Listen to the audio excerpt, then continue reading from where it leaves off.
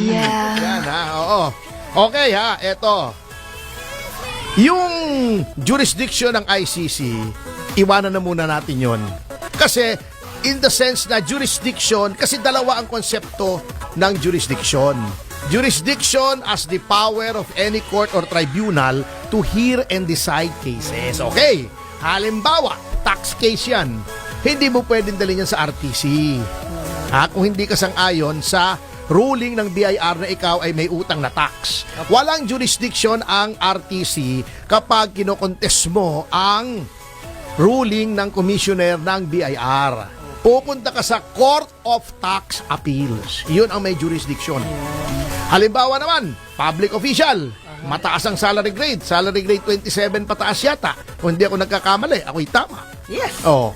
Iyon ay pagka-final yung kaso sa Sandigan Bayan, ipafile. Hindi mo pwedeng file sa Court of Appeals, hindi mo pwedeng i-file sa RTC. Yan. Kung writ of amparo, yung mga courts concurrent, ibig sabihin sa lahat ng courts of general jurisdiction, RTC, CA, at sa Supreme Court. Huwag mong i-file sa Court of Tax Appeals yung writ of amparo mo. Mali yun. Pang-tax lang yun. Oo, yan. Ganun po yan. Kanya-kanyang jurisdiction. Ngayon, ang pag-uusapan po rito, kasi guguluhin nyo kung sasabihin nyo may jurisdiction ba ang ICC sa krimen, maraming debate, mag-focus tayo sa isang issue. Okay. Yung ginawa kay Pangulong Duterte, na pagdating dito, inaresto, dinala sa Hague. Tama ba yon o mali? Mali. Mali. Okay, sasabihin ko kayo sa inyo kung bakit. Mali. Sige. Okay. Walang ano to ha, walang init ng ulo, walang gigil, walang yung paghihimutok ha. Okay. Walang kampe. Sige, okay. Unang-una, punta muna tayo doon sa sinabi ni Pangulong Marcos. Okay.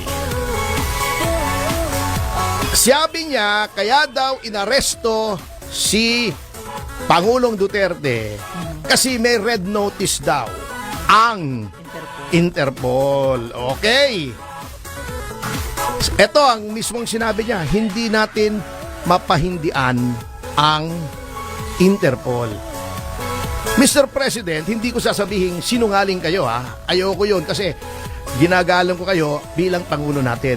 Ang sasabihin ko lang, hindi ko sasabihin sinungaling kayo, sasabihin ko lang, hindi po totoo yung sinasabi ninyo.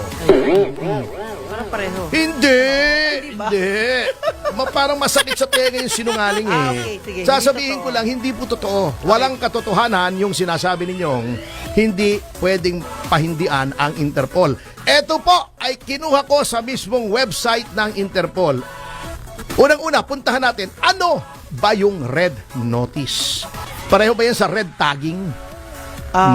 Yes. Something. Hindi, iba. Hindi parang, di ba parehong red? O di red yun, ka? yun, red. Si Red Kapunan. Si Red Bustamante, hindi rin, di ba? Yung sa The Rapist of Pepsi Paloma, di ba siya iba yung po bida, yun. si Red Bustamante. Okay. Pareho lang yung first word. Ang Okay, red sige. notice, ito, word for word. Sasabihin ko it is a request to law enforcement worldwide. Teka, isali natin sa wikang Pilipino. Okay. It is a request. Ito ay pakiusap. Okay. To law enforcement worldwide sa lahat ng may kapangyarihan sa buong mundo to locate and provisionally arrest a person upang hanapin at arestuhin ng isang tao pending extradition, surrender, or similar legal action. Okay. Para arestuhin ang isang tao bago magkaroon ng extradition, pagsuko, o katulad na aksyong legal. Ito pa. Member countries, ang mga bansang kaanib sa Interpol katulad ng Pilipinas, apply their own laws, ay ipapatupad ang kanilang sariling mga batas in deciding whether to arrest a person. Okay. Kung sa pagpapasya nila, kung aarestoin o hindi ang isang tao. Ibig sabihin, hindi totoong hindi mo pwedeng pahindian sapagkat it is a request, ito'y pakiusap. Opo. Ito hindi isang utos. O, di ba? Opo. Yes. Pwede ka bang mautangan? Hindi po. Oh, ganun, di ba? Pero yung, uy, pautangin mo ako ha! Oh, bawal hindi yun. pwedeng hindi kasi meron akong alam na kalokohang ginawa mo, blackmail na yun. Eto pa. Okay. Eto pa ang nakalagay ha sa red notice. Ha? Ang nakalagay dito sa mismong website ng Interpol. Tingnan nyo po, Magdan Fernandez kayo. Hanapin nyo sa Google, Interpol website. The Interpol cannot compel. Ang Interpol ay hindi maaaring pilitin. Yan. Ang isang member country na ipatupad ang red notice. So, hindi po totoo. Sa puntos pa lang yon. Hananap kayo ng basihan sa batas na hindi natin pwedeng pahindian ng Interpol at nararapat lamang. Bakit? Sapagkat tayo ay isang sovereign country. Hindi pwedeng ang pagpapatupad ng ating batas ay iuutos ng ibang bansa. That is the essence of sovereignty. Kasarinlan. Hindi tayo pwedeng utusan. So yung sinasabing hindi mo pwedeng pahindian, Hindi tama. hindi naman kasinungalingan. Opo, hindi hindi lang tama katotohanan. Okay. Okay, ito pa. Okay. Dumako na tayo sa sinasabi dito sa Interpol na ang isang member country katulad ng Pilipinas ay gagamitin ang sarili nilang batas upang ipatupad o hindi ang red notice. Okay. Anong batas? Sabi ni dating Associate Justice Antonio Carpio, meron naman daw batas. Oh. Republic Act 9851. Okay. Nakalagay sa 9851, ito yung batas sa pagpaparusa ng mga crimes against humanity. Opo. Meron daw provision dito, sabi ni Justice Carpio, na nagbibigay ng kapangyarihan sa ating mga authorities, mga law enforcement na ang isang tao ay arestuhin at dalhin sa ICC. May batas daw. Ayun. 9851. At totoo naman yan. Okay.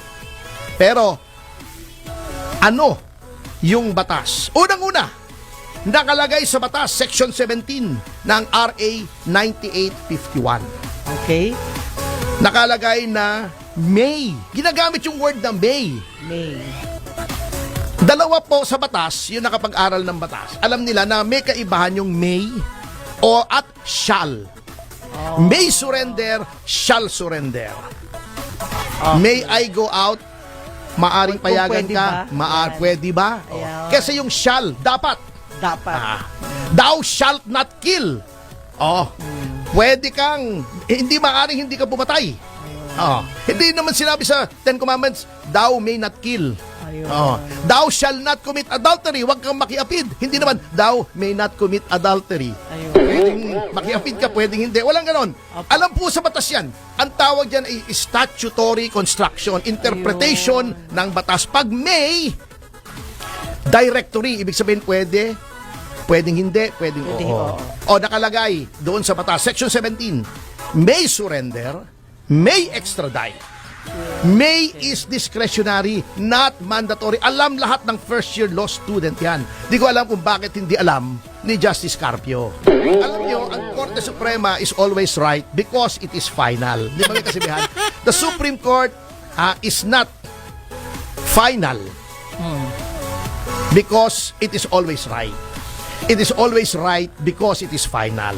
Supreme Court yun. Ang justice ng Supreme Court, minsan hindi right, minsan hindi rin final. Maaaring magkamali. Lalo na ang isang justice na dating justice na nakikihalo sa politika katulad ni Justice Carpio na ang kanyang judgment ay apektado na ng politika. Okay. So, may batas ba? Meron. May treaty ba? Meron. Sinasabi nila, hindi daw effective yung pag-withdraw natin sa Rome Statute noong 2019. dahil ang krimen ay nagawa noong 2019 or before 2019, meron ng treaty. Okay, anong status ng treaty? Okay.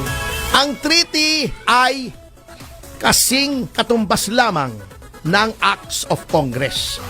Kasi may doctrine tayo of incorporation. Ibig sabihin, lahat ng treaty na pinirmahan ng Pilipinas ay parang batas ng Pilipinas.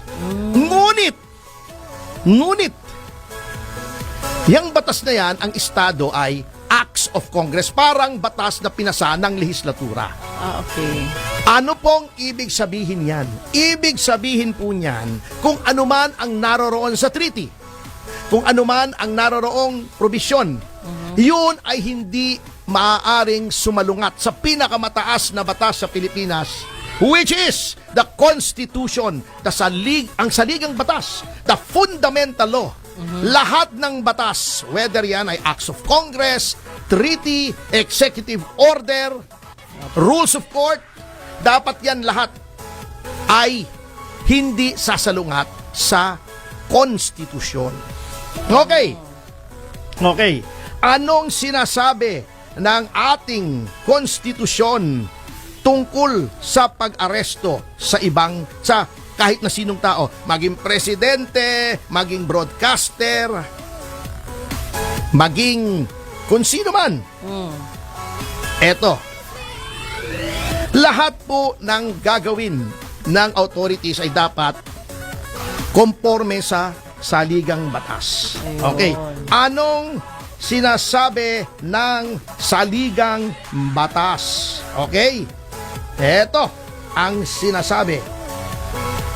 The right of the people to be secure in their persons, houses, papers, and effects against unreasonable searches and seizures of whatever nature or for any purpose shall be inviolable. Hindi pwedeng labagin. Hindi lamang yung pag-aresto, paghalungkat sa iyong bahay, paghalungkat sa iyong kotse, paghalungkat sa iyong bag. Hindi pwedeng labagin. Kailan lamang pwedeng gawin ang pag-search o pag-aresto? No search warrant or warrant of arrest shall issue except upon probable cause to be determined personally by the judge after examination under oath or affirmation of the complainant and the witnesses he may produce, and particularly describing the place to be searched and the persons or things to be seized. Ayun. Hindi pwedeng mag-aresto ng walang warrant. Okay, sinasabi nila, may warrant daw. Opo. Warrant ng ICC. Ayun. Hindi pwede yung warrant ng ICC ay ipatupad sa Pilipinas. Sapagkat tayo ay may sariling batas. Hindi pwedeng yung batas ng ibang bansa ay ipatupad dito. In the same manner na yung batas natin ay hindi natin pwedeng ipatupad sa Amerika o sa Singapore. O, halimbawa, sabihin ng Japan o sabihin ng, let's say, yung Czech Republic. Sa Czech Republic, legal ang marijuana. Okay. May pumuntang mamamayan nila rito, may dalang marijuana. Ba hindi? Ang batas namin legal to Ba't mo ako arestuhin dito? Ba hindi? Ang batas namin dito hindi legal. Arestado ka. Malinaw na malinaw yun. Okay. So, anong susundin na batas para sa pagpapatupad na warrant? Batas ng Netherlands o ng ICC? Yung charter ng ICC? O yung Rome Statute? Sabihin na natin, may jurisdiction? Hindi po. Hindi pa rin. Konstitusyon. Okay. Natin. At nakalatag po sa ating konstitusyon ang mga requirements kung paano maaring arestuhin ang isang tao. Number 1, dapat by warrant of arrest. Hindi ng ICC. Kaninong warrant? Interpol? Hindi rin. Wala yan. Okay. Warrant na nanggagaling sa ating hukuman. Bakit? Dito mo arestuhin Okay. Parang binastos mo. Opo. Yung batas natin, warrant sa ibang bansa. Subukan mo yung warrant dito, dali mo sa Amerika. Hindi Tignan mo pwede. kung magagamit mo. Eksperimento lang. Opo. Hindi pwede. Even yung FBI pag pumupunta rito, may aarestuhin, dumadaan sa sarili nating korte. Ayun. Oh, dito. Subukan mo may warrant ka rito, dali mo sa ibang bansa. Ang aaresto roon ay yung kanilang mga pulis. Ayun. At susunod ka kung anong procedure sa bansang yon para ikaw ay maaresto ng pulis. Dapat judge ang nag-issue, dapat may hearing, dapat ang base ng warrant ay probable cause. Para ma-determine ang probable cause, didinggin mo under oath, pasusumpain mo yung mga witnesses at mga ebidensya. Yan. Ayun. May hearing. May hearing. So, ibig sabihin, hindi Yung nangyari yan. sinasabing judge-issued warrant ay judge at korte ng Pilipinas kasi walang nakalagay sa ating konstitusyon na binibigyan natin ng kapangyarihan ng kahit sino na foreign country na yung warrant nila ay effective dito. Wala kang makikitang konstitusyon ng kahit anong bansa Opo. na nagbibigay ng kapangyarihan sa korte ng ibang bansa na mag-enforce ng warrant. Bakit? Dahil sovereignty. Ayun. Wala ka namang kagalang-galang sa sarili mo kung lahat na lang ng warrant sa buong mundo pwedeng dalhin dito sa Pilipinas. Ganun po ang doctrine of sovereignty and independence at ng international law. Oh. I see. Ngayon, hindi po pwede rin na basta dalhin mo dahil lang nakalagay sa isang batas na ikaw ay pwedeng mag-extradite na mga akusado ng tinatawag na crimes against humanity. Ayun. Hindi rin po pwede yun. Bakit? Sapagkat since nakalagay po na dapat nasundin ay ang batas natin. Okay. Ha? Ang batas na sinasabi ay ang extradition law. Kasi yung pagkuha kay Pangulong Duterte dito sa Pilipinas, Opo. papuntang Hague, ay tantamount to extradition. Extradition po yun eh. May nag-request ng isang bansa na, uy, may krimeng ginawa rito yung mamamayan. O isang tao, hindi lang mamamayan, kahit nagtago rito na foreigner. Okay. Yung mamamayan ay may ginawang kalokohan dito. Nandyan sa iyo. Kunin namin. Eto, may kaso rito. Ayun. Mayroong proseso dadaan sa hukuman. Okay. Sa RTC, yan ay padadaan sa DFA. Ang DFA ay endorso yan sa DOJ. Ang DOJ ay magpa-file ng petition for extradition. Okay. Ha? Then, didinggin ng korte ng RTC. Pag sinabi ng RTC pwede o hindi, appealable pa sa Court of Appeals, may due process. Ayun. Yun. May due process. Hindi pwede basta dalhin mo na lang. Oh, okay. Nakakahiya tayo kasi ang Amerika ginagawa yan. Kaya nagagalit yung iba sa Amerika. Pero, ginagawa yan ng mga Amerikano sa mga banyaga na may kasalanan sa Amerika. In fact, ang dapat na duty ng state ay protektahan ang kanyang mamamayan. Correct. Alam mo ba ang Amerika may batas?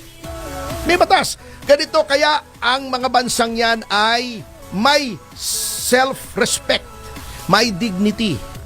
Hindi sila pumapayag na yung mga banyaga ang nagdidikta sa kanila. Alam mo ba ang Amerika may batas, ha? Batas. Opo. Kapag ang mamamayan, kahit sinong mamamayan namin ay kinuha nyo, dinala nyo sa Hague, i-invade namin kayo. Tingnan nyo kung hindi totoo. I-invade namin kayo, kukunin namin yan. Kaya huwag nyong gagawin yan. Ganon ang isang matinong estado. Hindi ipamimigay mo yung mamamayan mo. Lalong-lalo na, diba, sinasabi may mga kaso daw dito, inimbistahan ng Quadcom, pwedeng idemanda rito. Oh. Ang first rule of extradition, kung merong kaso rito, dito muna, bago mo ibigay doon. Ayun. Sapagkat, may kaso rito, nandito, may jurisdiction ka over the person kung may kaso na sa korte. Opo. Bakit ibibigay mo sa iba? Ganon ka na ba kahina? Ganon ka na ba walang self-respect? Wala kang dignidad? Nahahayaan mo yung mamamayan mo ilitisin sa ibang bansa? Kaya marami nagagalit, ha? Baka hindi nila alam. Mr. President, tingnan nyo kung anong ginawa nyo. Pero ako, wala akong pakialam.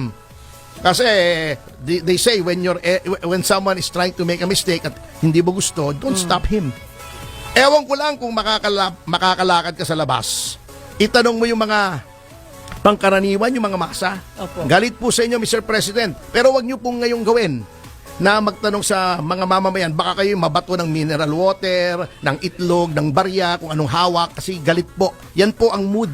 Hindi nyo alam yan kasi nandyan lang kayo sa palasyo eh. Yang ginawa nyo yan, not only is it a violation of our Constitution, kahiya-hiya po yung inyong ginawa, Mr. President. At okay lang naman. Kung gusto nyong sirain ang legacy ng pangalan ninyo, eto ba naman sa akin yun? Binigyan na kayo ng pagkakataon na iangat ang pangalang Marcos. Inangat na nga ni Duterte, pinalibing sa libingan ng mga bayani. O kayo na gumagawa niyan, bahala kayo sa buhay nyo.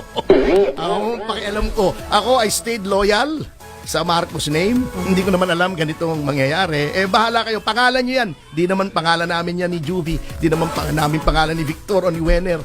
Mangalan nyo yung Marcos. Di naman kami Marcos eh. Kaya Bahala kayo sa ginawa nyo to. Kahiya-hiya po talaga.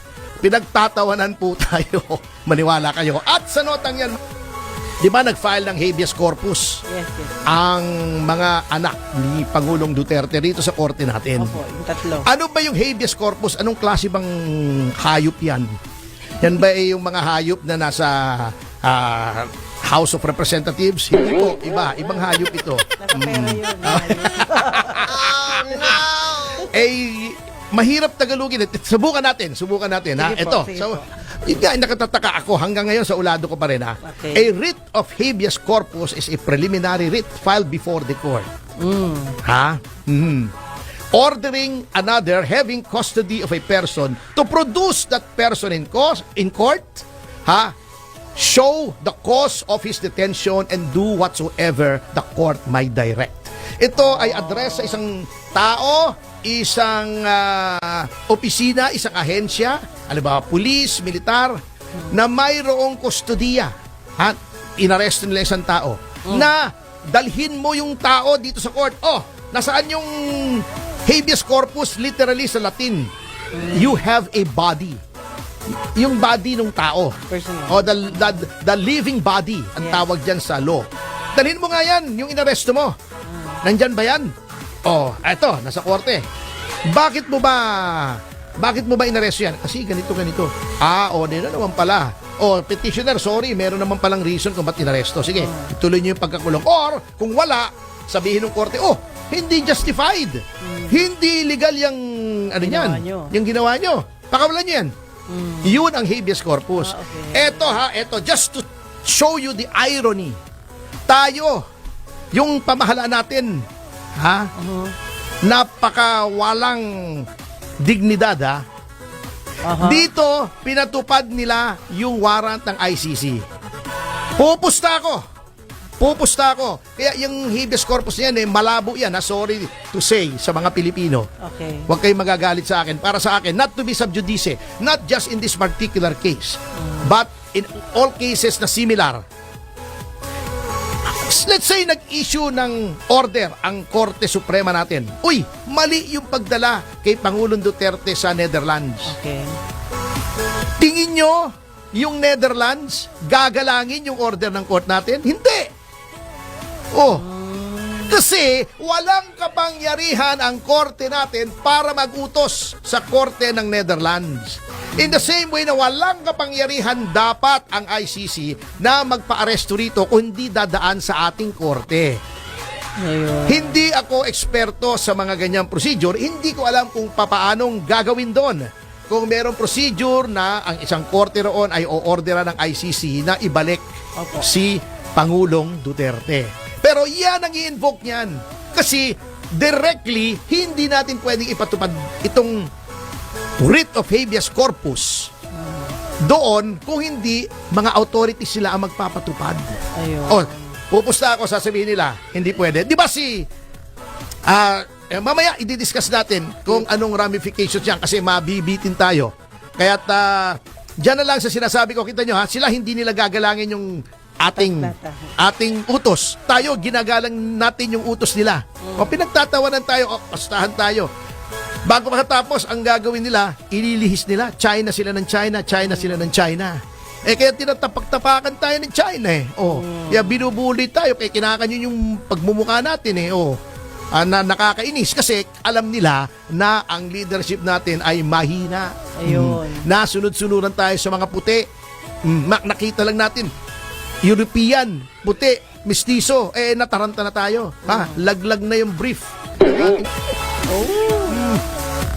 Eto yung sinasabi ko yung habeas corpus, soaring mukhang walang mangyayari dyan. Alam niyo kung bakit? Hindi maaaring utusan ng ating Korte Suprema yung ICC na ibalik si Pangulong Duterte rito. By itself. Eto, demonstration Hindi ba si Joma Sison, ang teroristang si Joma Sison, ang daming warrant dito sa Pilipinas. Ang daming pinatay. Inaakusahan siyang pinatay. Ang dami-dami. Nasa saan? Nasa Netherlands kung saan nandun si Pangulong Duterte ngayon. Sinurrender ba ng Netherlands? Hindi. Bakit? Sabi nila kasi, ang policy namin ay pwedeng mag-asylum dito yung mga tao. Hindi namin ibibigay yan. Yan Pilipino Yan Pilipino. Hindi Hollander. Hindi mamamayan ng Netherlands. Hindi nila ibinigay. Okay. Eto Pilipino. Ibinigay natin. Nating Pangulo. Popular, ang daming bumagsak na krimen dahil sa kanya. Binigay natin sa Banyaga. Yung Banyaga, yung Pilipino na terorista rito, yung organisasyon niya, CPP-NPA, ay tagged sa terrorist organization ng maraming bansa. Hindi ibinigay. Sapagkat ginagalang nila yung kanilang sovereignty. Pangalawa iba po ang tratos. Sinasabi ng iba kasi, bakit naman daw Indonesia ibinigay si Cassie Leong, si Alice Guo sa atin? Mga bossing, hindi nila mamamayan si Cassie Leong. Hindi nila mamamayan si Alice Guo. Iba po yung kasong yon. Iba ang trato sa pagre-repatriate kung yan ay mamamayan at hindi mamamayan. Iba po. Bakit? Dahil ang estado, ang state, Republika ng Pilipinas, halimbawa, ay ang trabaho ng estado, ng gobyerno ay protektahan ang mamamayan. Hindi ilagay ang mamamayan sa kapahamakan. Kung mayroong foreigner dito na wanted sa ibang bansa, ibibigay mo na hindi mo naman mamamayan yan. He does not belong here, dito lang nagtaguyan. Ang mamamayan, katulad ni Pangulong Duterte, he belongs here, he's a citizen of the Philippines. Naging Pangulo pa nga yan Opo. Isa pang example, kung paanong kabaliwan tong ginawa natin. Yung mga Pilipinong nakukulong sa ibang bansa, matitinding krimen, bibitayin na lang. Drug pushing, murder, hindi ba sinisikap nating ibalik sa Pilipinas? Sino ba yung ibinalik? Yung kababalik lang, yung babae. Anong pangalan nun? Yung sa yung drugs. Yung sa drugs. Hindi ba sinundo pa? Hindi ba binalik pa rito? Si Sara Balabagan, binalik dito. Di ba? Yung mga convicted na. Sentensyado na ng mga Pilipino. Yan, si Mary Jane Veloso. Di ba? Trabaho yan na kahit yung may kasalanan na sa ibang bansa, binabalik mo pa rito kasi yan ang job ng gobyerno, protektahan ang mamamayan. Bakit yung mamamayan ibinigay mo roon? Hindi ba kabaliwan yun? Diyan pa lang makikita nyo na ng maling-mali itong ginawa On so many levels, legal, ethical, moral. Pero, mali. Matindi yan, presidente yan, nagkamali. Nakakaawa naman Kahit tayo. nga nagkamali, unang-una, bigyan mo ng due process under the Constitution. Kung hindi mo kayang bigyan ng due process ng Pilipinas, ibig mo sabihin, basta sino na lang. Di ba? Natatandaan mo si Osama Bin Laden, international terrorist na. Yeah. Pinatay ng Amerika sa loob ng Pakistan. Nagalit ang Pakistani government. Bakit yung pinasok na lang kami basta-basta rito? At pinatay nyo yung isang narito. Hindi pa nga nila citizen yun. Di ba? Hindi naman citizen ng Pakistan yun si Osama. Hindi nila alam na naroroon. Nagalit sila, bakit nyo kami pinasok dito? Yung sa Argentina, yung isang Nazi, yung pumatay na maraming Hudyo, yung tao ni Hitler, kinuha ng Mossad ng Israel. Nagalit ang Argentina. Bakit nyo kinuha yan? Hindi nila citizen yun, naninirahan lang sa kanila. Bakit nyo kinuha yan ng binastos nyo kami? Dapat yung pinadaan nyo sa korte namin. Saliksikin nyo kung hindi ako nagsasabi ng totoo. Oh, tama. Oh, Tama nun. ganyan kabaliw. That is how crazy ang treatment nila sa isang mamamayan. Di dahil siya ay si Duterte. Dahil siya ay mamamayan ng Pilipinas. Ganyan na ang trato natin sa mamamayan. Mali. Basta kahit sino na lang papunta rito, tutulungan pa natin, arestuhin, dalhin doon sa pilitan. Presidente pa ng Pilipinas nga. Pero kahit sinong mamamayan, kahit pangkaraniwang tao lamang, kahit ako, kahit ikaw, kahit si Wenner, hindi dapat ginagawa yan. Yun. Pambihira naman tayo. Pinagtatanggol nila, Pinagtatawanan no? tayo, maniwala kayo. Hindi. Kaya. Ngayon ayaw maniwala, bahala kayo sa buhay nyo. Hindi naman sinasabing maniwala kayo sa akin. Maniwala Pero na. internationally, sinasabi ko sa inyo, pupunta ako sa iba't ibang bansa, kagagaling ko lang. Outside of the country, pinagtatawanan tayo. Mga bossing, katawa-tawa tayo. Maniwala kayo. Nasira tuloy yung pangalan nila uli. Bumalik. Nako, wala na yan. Hindi ko nga malaman kung bakit. I cannot wrap my head around the fact na binigyan ka na ng pagkakataon after 40 years Correct. na ibangon yung pangalan mo, itong ginawa mo. Nasira uli. Grabe. Kaya minsan ewan ko kung ano na nangyayari dito. Baka hindi niya alam ang nangyayari. Alam mo, I know him personally. Mabait na tao yan si Pangulong Marcos Hindi ko alam kung ano nangyayari ngayon. May nagdidikta. And for him to say hindi natin mapahindian, kahiya-hiya Oh. Tingnan po ninyo, Pangulo, yung mga talaga nagmamalasakit sa iyo at hindi. Tingnan niyo kung tama yung sinasabi sa inyo. Kasi hindi naman po sila nang mumukhang tanga Kayo naman po, kapag mali yung inyong sinasabi. Kayo po ang because the buck stops with you. Diba? Kayong presidente, wala nang tataas pa sa inyo Kayo ang commander-in-chief, kayo ng all the armed forces, kayo ang chief executive, kayo ang nagpapatupad ng batas, kayo ang sumumpa na inyong ipagtatanggol, ipagtutupad ang lahat ng batas, including the Constitution, syempre, at lahat ng batas. Pag kayo ang hindi nakagawa niyan, hindi naman yung mga advisor nyo, hindi naman yung pinsan nyo, hindi naman yung pamangkin nyo, hindi naman yung anak nyo, hindi naman yung asawa nyo, ang kahihiya. Kayo po. So, Yun.